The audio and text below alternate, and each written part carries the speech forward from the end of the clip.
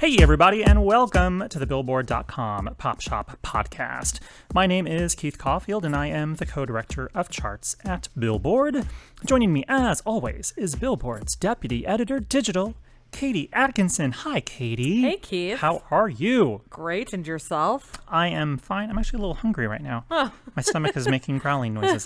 The Billboard Pop Shop the Billboard Pop Shop podcast is your one-stop shop for all things pop on Billboard's weekly charts. In addition, you can always count on a lively discussion about the latest pop news, fun chart stats and stories, new music, and guest interviews with music stars and folks from the world of pop.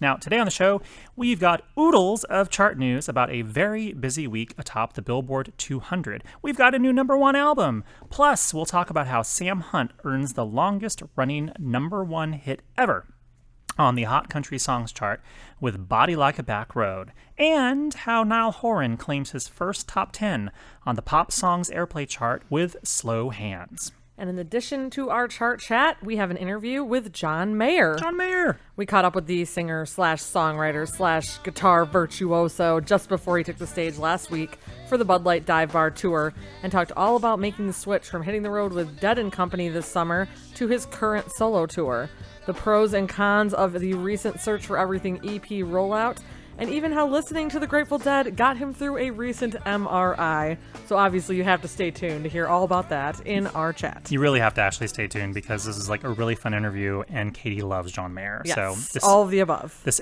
actually a longer interview than normal, so get ready. But first, before we get started, if you enjoy the podcast, subscribe to the show on iTunes so you won't miss an episode, and give us a rating or review while you're at it. If you have any questions for us, feel free to tweet us at Keith_Caulfield or at KT Atkinson. And if you want to explore more podcasts from Billboard, visit itunes.com/Billboard podcasts. Okay, so let's run the Billboard chart numbers and do the chart chat. Here are 3 of the biggest headlines on the charts. #1.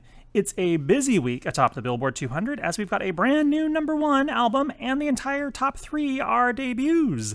#2. Sam Hunt spends a record 25th week, just 25 weeks, at #1 on the Hot Country Songs chart with Body Like a Back Road. And #3. Niall Horan visits the top 10 of the Pop Songs Airplay chart for the very first time as a solo artist with Slow Hands. Okay, let's break down each of these individually. First up, Lana Del Rey debuts at #1 on the Billboard 200 Albums chart, giving the singer-songwriter her second leader on the list. Her new album, Lust for Life, debuts atop the tally. Del Rey previously led the list with her second full-length album, Ultraviolence, which premiered atop the chart back in 2014. Overall, Lust for Life is Del Rey's 5th top 10 charting album. She also visited the region with her full-length debut, Born to Die, which hit #2 back in 2012, the Paradise EP, which hit #10, and her previous studio set, Honeymoon, which also reached #2 back in 2015. She's very familiar and fond of the #1 and 2 spots on the chart. It's actually a really busy week at the top of the Billboard 200, as the entire top 3 are all debuts, because Tyler, the Creator, and Meek Mill also start in the top 3. Industry forecasters actually had expected a close race among the 3 albums, with any of them potentially finishing on top, and actually all 3 of the albums performed better than expected. Next up, picture it. It's February 2017. It was still wintertime in America. Moonlight or La La Land hadn't yet won the Oscar for Best Picture. Chuck Berry and Don Rickles were still alive. President Donald Trump had only been in office a few weeks, and Sam Hunt's Body Like a Back Road hit #1 on the Hot Country Songs chart. Well, here we are, 25 weeks later, and Body Like a Back Road is still #1. In fact, with its 25th week atop the chart, it breaks the record for the most weeks at #1 in the history of the chart. And the chart's been around for like 58 years now? Yeah. Just a little while. Hunt breaks the record set by Florida Georgia Line's Cruise, which racked up 24 weeks at #1 back in 2012 and 2013. Florida Georgia Line also has 2 of the longest running #1s in total, as the duo's Holy spent 18 weeks at #1 back in 2016. So is Florida Georgia Line just that big? Well, yes. Or Has the chart changed at all in the recent years? Thank you for asking that question, Katie. Actually, since 2012, the chart has been what we call a hybrid chart here at Billboard, as the chart blends sales, streams, and airplay to determine what are the most popular country songs of the week. It's the same way the Hot 100 has worked for a while. And in fact, the Hot 100 has always been a hybrid chart. Before we had streams in it, we had just sales and airplay. Now we have streams and sales and airplay. So the Hot Country Songs chart works basically like the Hot 100. And because of how it works, songs can spend a greater amount of time at number one. Before 2012, the Hot Country Songs chart was a chart based solely on radio airplay, which meant we'd have some pretty quick turnover at number one and relatively few songs that would have an extended amount of time at number one. That's why we're seeing all these songs spins forever at number one, because it's sales, streams, and airplay. But we still have a country airplay chart, Right. which we have each week on the chart. And there's a lot of turnover at the top of that chart. Body Like a Back Road did really well there, too. It did, actually. So this isn't just like a streaming and sales phenomenon. It actually was a huge airplay hit, too. Lastly, Niall Horan becomes the second member of One Direction to hit the top 10 on the pop songs airplay chart, as his second single, Slow Hands, rises from number 13 to number 10. It was up 12% in plays at the format in the week ending July 30th, according to Nielsen Music. The song also simultaneously surpasses the peak of his debut hit, This Town, which topped out at number 12 back in January. So, is Niall the first non-Zayn member of One Direction to be in the top 10? It's a very, very limited category. Are you a non-Zayn member? I mean, I guess we could just say, is he the only current One Direction member? Yes. Indeed, Harry Styles hit number 12 with Sign of the Times on the pop songs chart. Louis Tomlinson hit number 35 with Just Hold On. And Liam Payne is actually edging closer to the top 10 with Strip That Down, which rises 16 to 14 this week. Zayn, of course, formerly of One Direction, hit number one with Pillow Talk last year, and then reached number 2 earlier this year with his Taylor Swift duet, I Don't Wanna Live Forever. Required to sing that title. You just feel like you need to, even though I can't sing. Well. So is it time for John Mayer? It's time for John Mayer. So here is our chat with Mr. John Mayer, who hit the stage last week at the Echoplex in LA for the Dive Bar tour. And I got a chance to sit down with him to talk all about touring with Dead & Company this summer before resuming his own Search for Everything tour, and how he had to kind of rewire his brain to make that switch. Plus, we chatted about the EP rollout of his latest album and the pros and cons of that release schedule. And we even co-wrote a country song together at the end of the conversation. Wait for it. I'm expecting big things from this country collaboration. And I'm expecting full credit on his next album. Yes. So here is our delightful chat with John Mayer.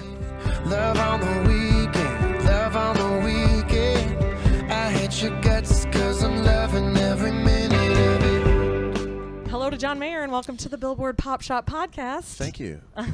We're talking right before you take the stage for your first Dive Bar tour stop, and you've been on the road since the spring on your own tour and with Dead & Co., but this is a totally different show. So kind of how did you prep this set list compared to the others? Well, I have a lot to draw from now that I've made so many different kinds of records, which at first I wasn't quite sure why I was doing it. It's a little scary in the moment, but then you look back and you go, oh, I can pull a lot of different feels from feels of music, not feels like feelings.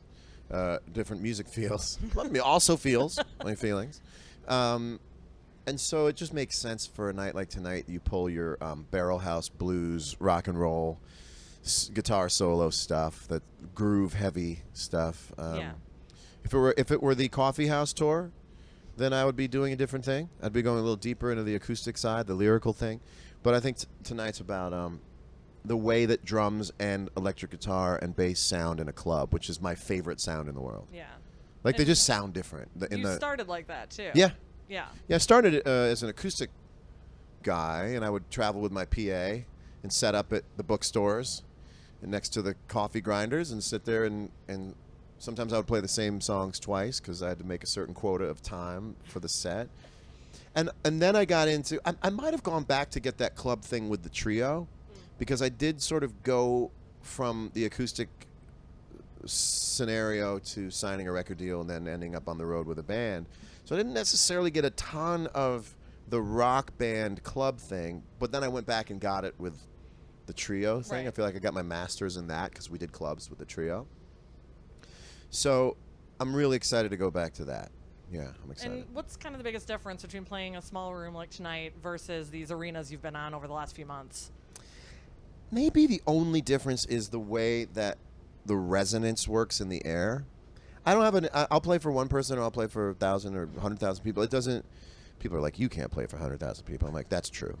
I don't know. I'm sure you have. Maybe actually. somewhere in the long line I played 100,000 people, but I don't really. That's the same for me. You Yeah. know, I'm throwing out the same energy, but I feel like the arena, there's more room for the sound waves to kind of bloom and float. That's what I really like about arenas. Yeah. And here it's a little bit like the gloves are off. The sound waves, they don't get an opportunity to get like to blossom. They just come stop. right at you. It's a little bit, it's a street fight. Yeah. It's a street fight. Tonight will be a street fight. Yeah, I like that. I like that. So you're on your Search for Everything tour right now. Yeah. You had a show last night. You got one tomorrow night. I'm wondering, with the gradual rollout of the EPs for Mm-hmm. Search for Everything, does it feel like fans are kind of more familiar with all this new music because they got it in kind of bite-sized chunks? There were pros and cons to doing it for sure, but the pros outweigh the cons. So it definitely made them more familiar with it once I got on the tour at the very beginning. Okay. So what we gained from doing it was that, and it was what I expected I wanted to have, is that I didn't want the record to just show up for a week and disappear. Right. So it is elongated, which is good. The downside of it being elongated is that the messaging is a little wonky. So people still call it like Search for Everything Wave 2. Right. And people are still, it's very difficult to wrangle people's point of view, people's perception or reception of something if you're doing it 3 different times, Even right? though it's a complete project. Yeah, now. so it's going to be messy because you can't expect the audience at large to be present for each message you send, right? So there's going to be a little confusion. However, so it's a little bit messy, but what was most important to me and what was very successful is that it stayed in people's awareness because there's not as many tools today as there used to be in keeping a record afloat. It's just really difficult to get in someone's attention span stream, you know? Yeah. And so, like even the album cover, the way people use the album cover sometimes in articles, like it's not even the album cover. It's like It's one of the it's a EPs. picture I put up on Instagram with like the 9 panels.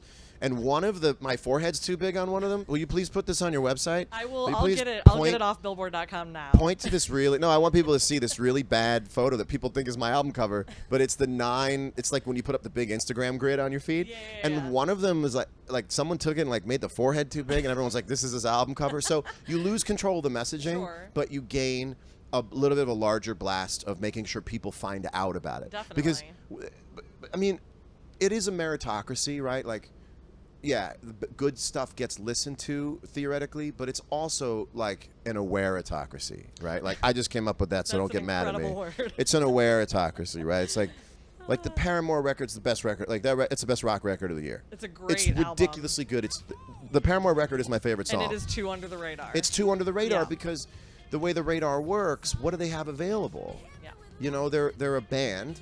They're on the road. Like, where are the modules for them to sort of get their music across? Right. And hopefully it's like other artists saying like, I listen to this record daily. If you wonder where all the pop hooks went in music, they're on Paramore's record. Haley is singing them right She now. took them all. She took them all. The band took them all. There's better guitar playing on that record. There's some of the best pop guitar playing I've ever heard is on that record. And now John Mayer's co-signed the Paramore album. So And I want there you go. because it's attention. good for everybody when Yeah. when great stuff. Look, Kendrick Lamar, Damn, that's an amazing record, and that's getting rightfully knows. all the notoriety that it deserves. Right. Paramore's record is as good as Damn is as a pop rock record. It's just really hard to get it to people. Yeah. It's just the avenues are just closed off right now. And so artists are just going to have to find other ways without. And the downside is it makes you look like you're being manipulative when all you're trying to do is like, look, behind every record is like 100. For me, it was more like 600 dinner breaks. Right. You know, like so much time goes into these records that artists don't want to see their record come out on a Thursday night and be gone the next Thursday night Right. because now that's what I call Christmas comes out, or you know what I mean? Like Yes. it's really difficult, and charts are funny right now because they're not a singles chart. They're just the way that everything's become, you know, dismembered in terms of tracks coming off of records. It's like there's no way to tell if your song is doing better because it's higher or lower on the charts if it's Christmas time, or if, you know, a new record comes out and it's popular and all 12 songs get put in the charts. Yeah, You really, yeah. artists are going to have to start not looking at charts to tell them much. Well, although you set a chart record with this release because you had 3 number ones on our top rock albums chart in a single year, which no one has ever done before. That feels like a technicality to me. Don't you do this all for the chart records, right? Like, Yeah, that's no, why you gotta do I music? it's funny. There's you know what I was thinking about the other day is like I was doing a meet and greet and someone came up to me and they said, "You're my Stevie Ray Vaughan," Oh man. and it really moved me. Yeah. And I thought back on, I mean, that's one of the most moving things anyone ever said to me. There's no chart to tell you that, and there's no chart to show you the number of people, kids or not, who are listening to your music and shedding away on their guitar hoping to be just like you. Yeah. There's no chart that shows you that, because for me growing up, Stevie Ray Vaughan had passed away already. Yeah. There was no chart. He wasn't putting records out, but he changed my life. And I would go to the bookstore and stand there and just read the articles in these posthumous interviews, you know. Not that the interviews are posthumous, but these posthumously printed interviews. And there's no way to tell an artist that through a chart. And so I've started to look at charts as one metric Yeah. and listen to someone who's 17 years old who says, "You're my Stevie Ray Vaughan." That means he read my interviews and he read Stevie's interviews and he goes, "You are to me who Stevie Ray Vaughan was to you." And I could never have There's gotten no that feeling measurement from of it. that. There's no chart. There's no empirical chart for that. Yeah. Well, I mean, speaking of some heroes of yours, you've been playing with Dead and Company now for almost a couple of years. Yeah. Is it still just as surreal to kind of get on stage with them and play these songs? Or are you now like feeling like, okay, I'm part of this new It's surreal in a different. incarnation? Yeah, it's surreal in a different way. I know I belong there now. Right. I know we belong there. We are a tribe. We're a band. We bonded on this tour in a way. People really found that they had tenure. Yeah. There's a different way you play when you've gone. And you know, how would we done 75 shows maybe? That only really gives you like. I mean, how many whacks at each song? Maybe a dozen whacks at each song, Yeah. because of how many songs The we set have. list changes all the You know, time, yeah. so I mean, maybe 20 Right. takes on it, but at the most on the popular ones. So it takes a while to learn your way around the tunes, to learn your way around the experiences, so that you can play with a little bit of authority and not like, do I have the gig? Yeah. And this was the first year I think we all played like, no, we have the gig, so let's explore. It is surreal, no longer as an experience of playing with these Right. musicians, but it will always be surreal to enter Grateful Dead airspace musically. Yeah. I get to enter Grateful Dead airspace. I mean, Trey's been able to do it. I've been able to do it. I mean, Warren Haynes has been able to do it. You know, anybody who's really played music of Grateful Dead can enter that airspace. But to anyone who's played with the original members in any capacity, I'm sure they'll all tell you the same thing. It's zero gravity. Yeah. I mean, you're in the jungle gym, Yeah. you know, and I think we now have learned how to get around in it, and I think we're all playing like we got the job, and ultimately that means for me pulling back. Like the last show of the Dead and Company tour was my final exam for this thing I've been trying to do, which is pulling back. When you think that you're playing slow, you're still too fast. Changing your speedometer. And the last gig we did at Wrigley Field, I watched back some of the video and I went, that's what I've been trying to do since October 29th, 2015 in Albany, New York, when I first got on stage. I was trying to play July 1st, 2017, you know. And we'll see where it takes us even from here on out. Yeah. But I'll share with you this. something very profoundly emotional hit me at the end of that run, where I said, "This is my calling now. We're not going to try to put a cap on this. We're going to try to do this as much as we can. Yeah. This is a blessing in life, and we're not going to block it. So we're going to do as many shows as we can. Yeah. We're going to do as many shows as we can." Well, thank you for that. I got to go to the Bull show, one of them, with my parents. Which show? They raised me on Grateful Dead, Hollywood. Oh, the Bull show. Oh, yeah. Which one? The One one or with the bomb threat. The bomb if the bomb you'd like threat. me to. No, that's fine. classify it. I mean, that's a pretty good shorthand for which show it is. Yeah, that was really fun for me because I had been really embraced by the music and learning the music while I was driving through those hills. Like commuting back and forth every day from the studio or back to my house, or I'd be listening to that music. And so anytime you get to play the music in the place you discovered it, it's a full circle event. And those two shows were great. Hollywood Night 2 was sort of the night we were like, oh, here we go. Oh, man.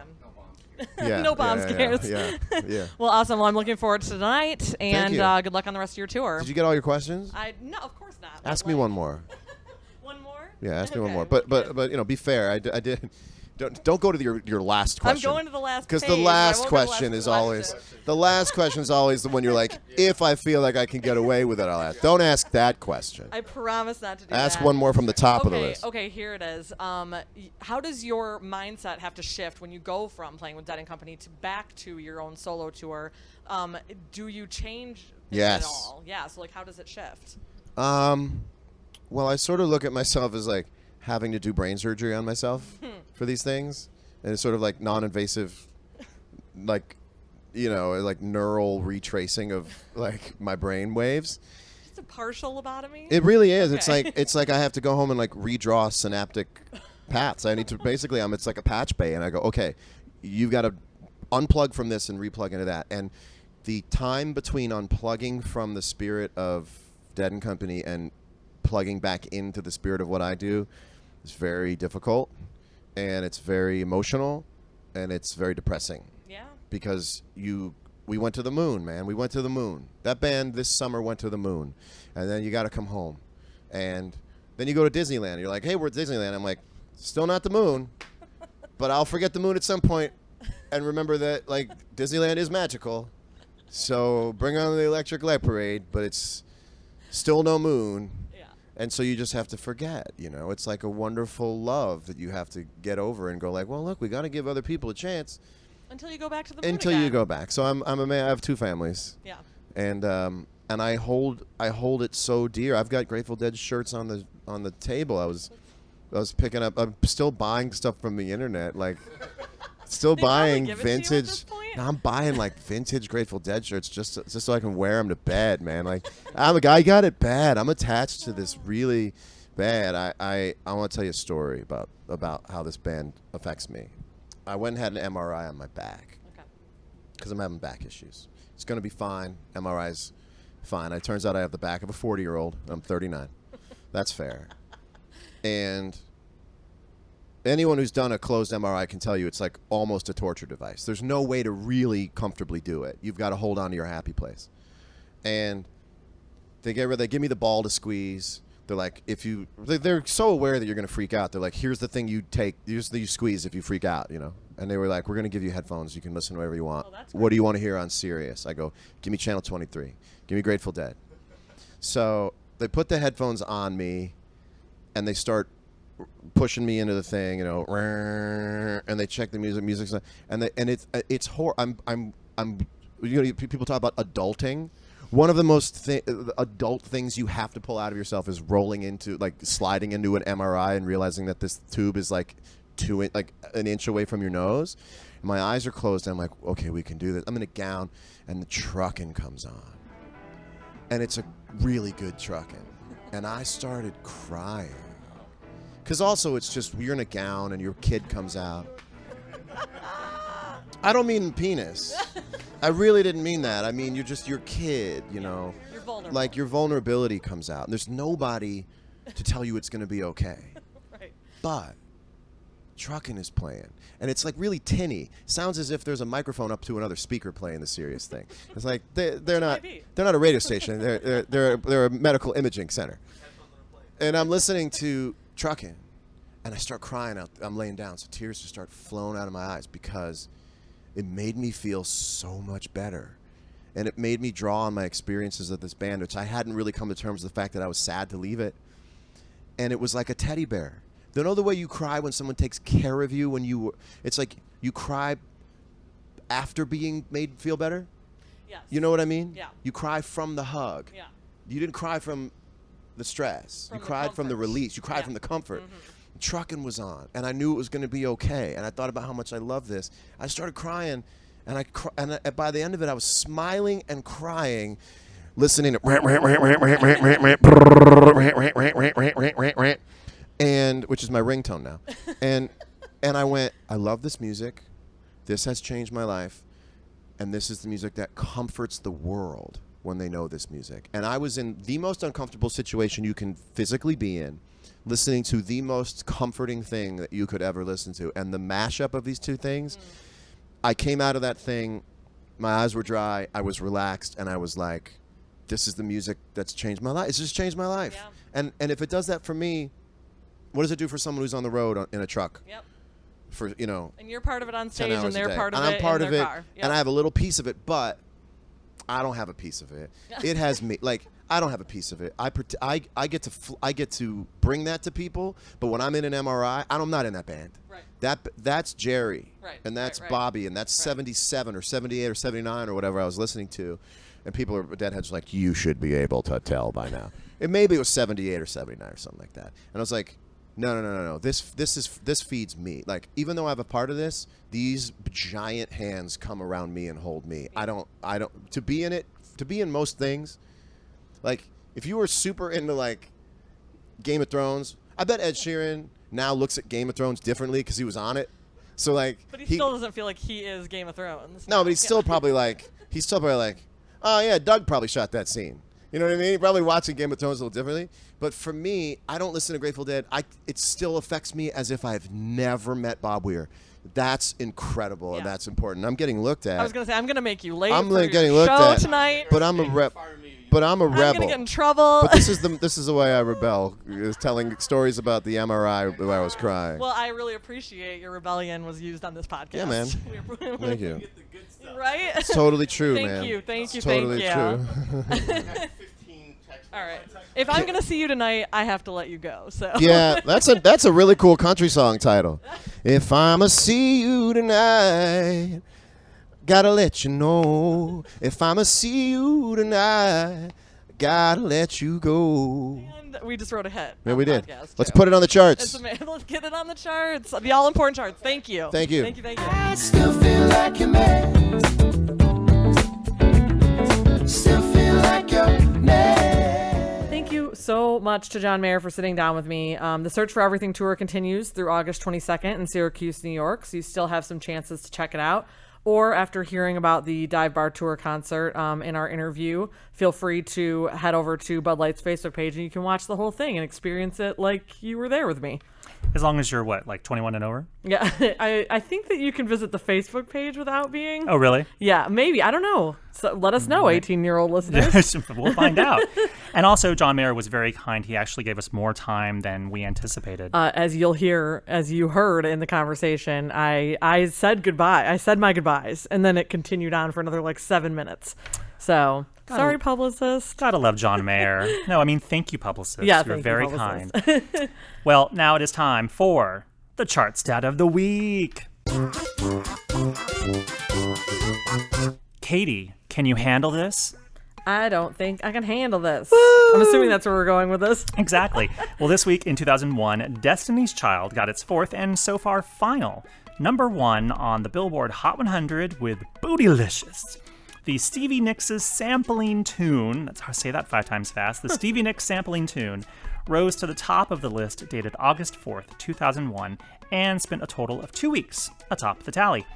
Destiny's Child made its Hot 100 debut with No No No in November of 1997 and nabbed its first #1 in 1999 with Bills, Bills, Bills. They also scored #1s with Say, Say, Say, My, Name, just say my name, and Independent Women Part 1. As for Bootylicious, The song's memorable guitar riff that repeats through the song is actually a sample of the opening guitar riff from Stevie Nicks' 1982 hit Edge of 17. Classic guitar riff. Fun fact, thanks to the sample, Nicks got a songwriting credit on Bootylicious, which gave her a second #1 as a songwriter on the Billboard Hot 100. Her first #1? Fleetwood Mac's only #1 hit, Dreams, back in 1977. And wasn't she in the Bootylicious video briefly too? Yes, she was. Yeah, I had totally forgot about that until you were just talking about it. I forgot about that too. There was like her on a guitar. There's a series of moments. I'm not sure if she can actually play guitar well, either. she's playing it in the Bootylicious video. Yeah, I'm pretty sure she did not play guitar on the Edge of 17. But yeah, if you watch, you can see Stevie Nicks in the video for Bootylicious. And there you have it. This week in 2001, Destiny's Child topped the Hot 100 with Bootylicious. Well, we have reached the end of our really big shoe. Do we have any parting words? Well, sort of, actually. Normally we don't. Parting words. We never have parting words. I usually just have parting songs. But I actually have sort of an announcement to make. Tell us. What? Not to scare people who are still listening. But this is my second to last show before I take a brief pause. And by brief, I mean 3 months. Because I'm going to have a baby in a few weeks. She's having a baby. So I definitely interviewed John Mayer 8.5 months pregnant for those keeping track. And was told that I would have to name the baby John if I conceived, or if I had the baby rather, at the show. Oh, well, that didn't happen. Didn't happen, so sorry, John. John's still a nice name, though. It's a lovely name. Yeah. We'll do our best to get Katie here while she's on maternity leave. We can have her call in and do phoners with us. Yeah. You can do. It's gonna be a little busy. You can do interviews with people about lullabies and holding the baby music. But Katie will be back.